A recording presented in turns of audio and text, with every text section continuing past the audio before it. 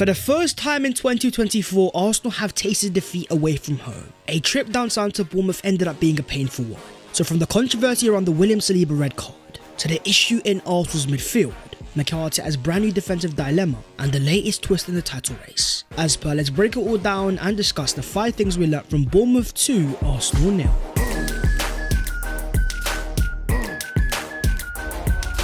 Yo, what is going on, guys? My name is Fast14. Welcome back to your boys channel, and yeah, difficult defeat, difficult game itself, and a lot to break down. So as per, smash a like if you enjoyed, subscribe to the channel if you are new. But starting off with the dark truth. Now this game was never going to be easy for Arsenal, because going to Bournemouth away up against a former friend of Mikel, there was always going to be an element of a tactical battle. Not only are Bournemouth a powerful side, but with the wide players like Merino, well, Arsenal had to avoid making mistakes. So in the 30th minute, when Leandro Trossard throws the ball back towards his own half and Saliba pulls down Evan Nilsson, is where the game plan fell apart straight away, as Saliba received the first ever red card in his career. Here was the head of the PGML, Howard Webb, watching the game in the crowd and sending a text straight after the challenge. That was after Saliba's yellow card, so there was a lot of controversy about if he was involved in the decision. But according to Sky Sports, Howard Webb was only able to listen to the communication between the VAR and the on-field referee, but was unable to input himself. When it comes to referees on Arsenal this year, there has been a lot of controversy. The Rice red card against Brighton, the Trossard red card against City. So after this game, when you've seen Declan Rice go over to the referee and say every week it's the same, while I agree that in terms of the first 2 reds that Arsenal are unlucky, this one here for me was a clear and obvious red card. That despite the UEFA rules claiming that taking the last man down or denying a goal scoring opportunity is no longer seen to be a red card offence. Even according to the Premier League, in a post by the Premier League only 10 days ago, they claim that when it comes to denying a clear goal scoring opportunity, a key thing is the distance between the offence and the goal. With the pace of Saliba and Ben White not far away, there was potential opportunity for a recovery. But let's be honest, Arsenal fans, if we were in the same situation, let's say it was Kai Havertz running in behind, we would all be claiming for a clear and obvious red card. As Declan Rice says himself, we've kicked ourselves in the foot 3 times in 8 games this season. We've got away with it twice. The naivety of it is we've got to stop making mistakes because we want to play with 11 players for 90 minutes. That's the worrying stat and the dark truth behind it. 8 games into a season and 3 red cards. Nearly 50% of the games Arsenal been playing with 10 men. 2 of which are coming in the first half and 1 right at the start of the second. We can sit here and blame people all we want, but right now we are shooting ourselves in the foot. When you're fighting a robotic side like Man City for the title, the fine margins are what matters. In all 3 of the games that Arsenal been down to 10 men this season, we have dropped points in every single game, with this being the first time that we've actually been punished in terms of losing the game. When asked about how to stop the red cards, Mikel says, there are things that we have discussed in relation to certain topics. What happens today is almost unpredictable, very difficult to plan for it. We need to play with 11v11s if we want to win at this level. The issues with red cards has always been a historic thing for Arsenal. Go back to the days under Arsene Wenger and even the Invincibles, the likes of Patrick Vieira always struggled with it. But after watching last year, an Arsenal side learned not to make these silly mistakes.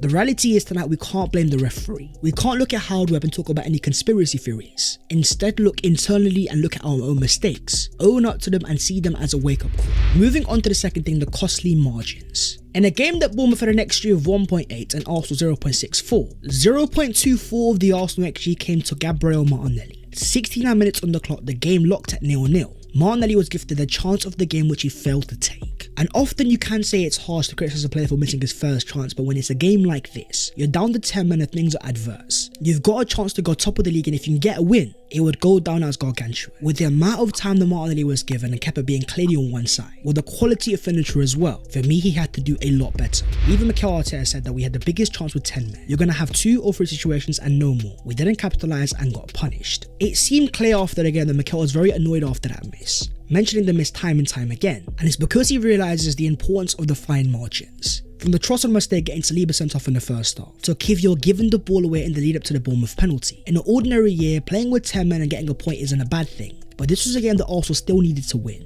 Because when you're fighting Man City for a title and only 2 points was the difference last year, it's these fine little details that can end up costing you come the end of the season. Let's talk about Leandro Trossard though, starting as a left winger and dropping a 6.6 rating. With 12 accurate passes, 1 accurate long ball and 0 shots on goal. There's a theme developing that whenever Trossard starts as a left winger, he doesn't seem to be anywhere near as effective. Whether it's down to a lack of pace or the fact that playing out wide he's isolated, having seen him thrive more centrally in the previous games. That's what Mikel will need to keep him going into the future. I understand that Martinelli may have come back from an injury, he may have not been fit, but by playing Trossard out wide, you're not playing to his strengths. Not only is the Arsenal attack a bit more lethargic, but we're also not able to hurt teams in behind. On the topic of mistakes, you've also got to mention Jakub Kiwior, coming on in the first half and taking off in the second, dropping a 6.2 rating, with Kiwior making 3 clearances and getting dribbled past 1 time. There's been a lot of angry Arsenal fans post this game, calling Kiwior out and saying that he should never play for the club again. Well, I do believe it's over the top. At the same time, I somewhat understand. There's a reason why fans are more critical than ever before, realising that when it comes to fighting City for a title, a single error can cost you the entire title. I think it was very telling the fact that Mikel took Kiwior off in the second half, straight after his mistake, almost a sign. A, he wasn't happy with his performance, and B, he saw the mistake as costly. There is also the point of view that he hasn't been playing that many games this year, only starting in the game against Bolton in the Carabao Cup. But in the absence of William Saliba now, I don't know if Mikel will turn to Jakub.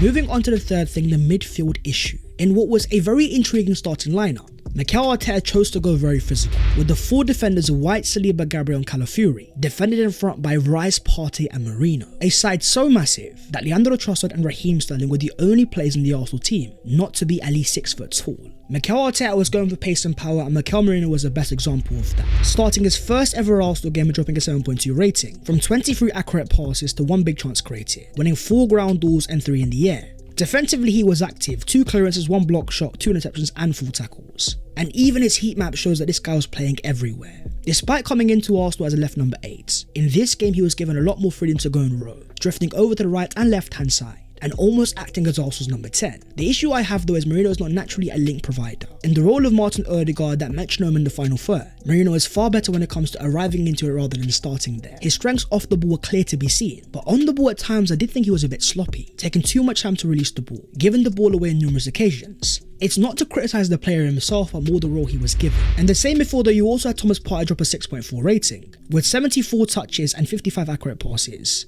The reason behind the low rating was more the fact that he was dribbled past 4 times and also had an error leading to a shot. Despite of that, I still thought he was excellent, numerous amount of times nicking the ball back and getting Arsenal playing, thriving once again when it comes to being that progressive passer and getting Arsenal forwards.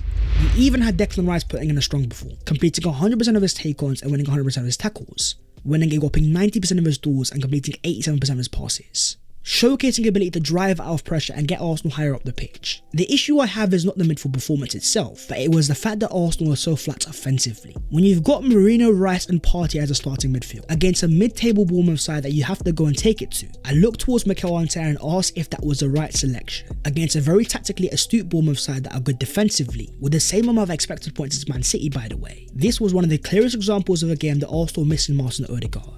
A metronome type player in the final third that's able to link the attack together, keep Arsenal in that final third and truly sustain pressure. Whether it was before the red card or after the red card, generally Arsenal were very flat today. When missing both Bukayo Saka and Martin Odegaard, it is somewhat understandable. But then you look at Ethan Nwaneri and his 9-minute cameo off the bench, completing 8 accurate passes and 1 accurate long ball. It was kind of annoying because you could see straight away what Arsenal were missing. That technical quality in that final third to connect the attack together. An Odegaard profile player to get our attack ticking. In those 9 minutes, Arsenal were the most threatening all game, and for me it's not a surprise. Not only is Nwaneri technically very ready, but in a very flat Arsenal midfield, it showcased what Mikel Arteta maybe missed out on. Not being brave enough to give Nwaneri a start. I got it against Man City away and Spurs away, those are massive games that were must win. But in a game like today when assessing the profiles, going for a very defensive midfield is never going to work out in our favour. Then when down to 10 men, throwing on Nwaneri a bit sooner could have made a massive difference. Moving on to the fourth thing, the defensive dilemma. In a game that Arsenal had to play the majority with 10 men, not only were we tested, but going into the future there's going to be massive repercussion. With William Saliba sent off for something that wasn't seen as valid conduct, he may only miss 1 game, but that game is going to be Liverpool at home. The side currently top of the Premier League and thriving, having lost only 1 game all season.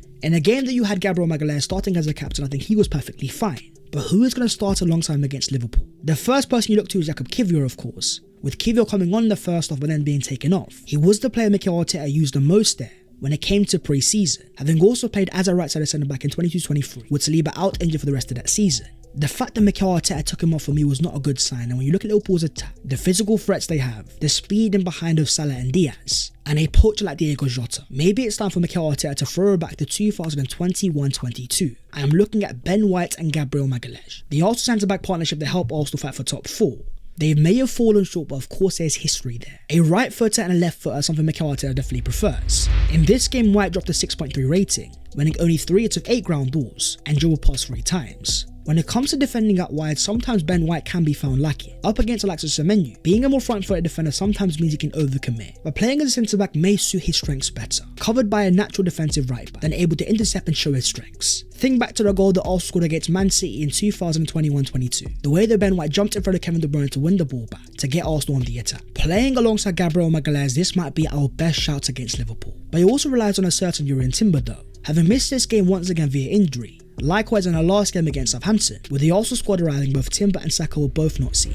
But as Mikel said before the game, alongside White and Zinchenko he actually was quite close, and he hoped to have some positive news. That indicates a return is not far away, so going into that game against Liverpool, comment down below if you think this back four here will be enough for Arsenal to get the job done. Moving on to the fifth thing, the wake-up call. In a game where Arsenal defeated for the first time this season, Mikel said after the game, "I cannot assess a performance when you play 65 minutes with 10 men away from home." And it definitely was a different type of game for Arsenal. In the previous games with 10 men against Brighton and City, Arsenal were ahead. In this game with the score locked at 0-0, Arsenal couldn't be too defensive. They had to show more innovation and had to be more clinical. As former Arsenal player Theo Walcott said after the game, "I never felt that Arsenal were in control at any point during this game. It felt to me like they were still coming off international duty." Now part of me looks at the fact that Mikel has a lot of players injured. No Martin Odegaard, no Bukayo Saka and no Jurrien Timber. That's two of our best attackers out there and a very important fullback. In a season that Arsenal have shown so many signs of survival and adapting, this was one of the first games where maybe Mikel could have done a little bit better. That being said though, it is actually our first away defeat in all of 2024, with the last one being Fulham away back in the end of 2023. That includes trips to the Etihad away, Spurs away and so many more. For me, it's time to actually relax a little bit. As much as I'm annoyed after the defeat, the mistakes from Trossard and Kivior are both uncharacteristic. It was Saliba's first ever red card his entire career, and Arsenal still had so many players that are missing. I'm not trying to cut the manager a bit of slack here, but I'm giving him the benefit of doubt. A chance to use this game as a wake-up call going forwards, with a major month looming around the corner. For the title race though, things are definitely getting interesting. Starting off with City's 2-1 victory over Wolves via a 95th minute John Stones winner that was full of controversy, with Bernardo Silva involved trying to block off Jose Sarr. Despite VAR recommending a review, the referee stuck to his on-field decision. But as former Premier League goalkeeper Ben Foster says, the John Stones goal should have been disallowed, as Bernardo Silva backs into Jose Sarr, which takes him out of a comfortable set position. For Arsenal, we see it all the time with Ben White, so let me know your thoughts on the decision down below in the comments. Then you had the massive game at Anfield as Liverpool beat Chelsea 2-1, with Arne Slot now making it 7 wins out of 8 to start the season. Liverpool move up to 21 points, now 4 points clear of Arsenal, who are still in third, just 3 points behind City. But in the Liverpool game, we have to talk about the potential red card though. In the first half with Diego Jota running in behind, Tosin Adebayo takes him out in a similar fashion to William Saliba. Once again the referee gives a yellow card, but this time VAR chose not to intervene. With all the angles that we have available, again I want you guys to let me know your thoughts on this, because what I have seen is a lot of Arsenal fans are looking at it a bit suspect. All that Arsenal can do though is focus on themselves now, as we welcome Shakhtar to the Emirates this Tuesday in the Champions League. As Mikel says bouncing back, use the pain that we are feeling at the moment for Tuesday is the best way, not feeling sorry for ourselves. How happened again in 3 times in 8 matches. We are missing our captain and one of our best players, and Jurrien this is that. The positive thing is that Arsenal's team is definitely going to get stronger now. Zinchenko, Timber are not far from returning. Martinelli of course wasn't quite fit to start this game, but in the cameo off the bench he looked a bit sharper. In terms of Bukayo Saka, Mikel says we tried the last few days and we tried yesterday, but he didn't have the right feeling, so there was no point in pushing it. Another player not far from returning ahead of what's going to be our biggest game of the season so far. Liverpool coming to the Emirates Stadium next Sunday. As Declan Rice said after the game, the belief in the group of players is still so high. We've just spoken there as a group. It's such a big month coming up. There will be some Arsenal fans that will be reactionary, they'll criticise Mikel and even question his future. But if we're able to use this as a wake-up call, fire in the belly to go and take forwards, we'll look back at this game as a one-off result, and maybe the catalyst for Arsenal improving. That is the video there and there, so hopefully you guys have enjoyed. If you have, don't forget to smash a like and also subscribe to the channel if you are new. If you want to follow your boy on all of his social medias, then the links are down below in the description. But that was the 5 things that we learned from Bournemouth to Arsenal nil. Our first defeat so far of the season. It's definitely very annoying, but at the same time, we have to use this, improve, and take it forwards against Shakhtar on Tuesday. So I'll see you soon. Take care. In a bit.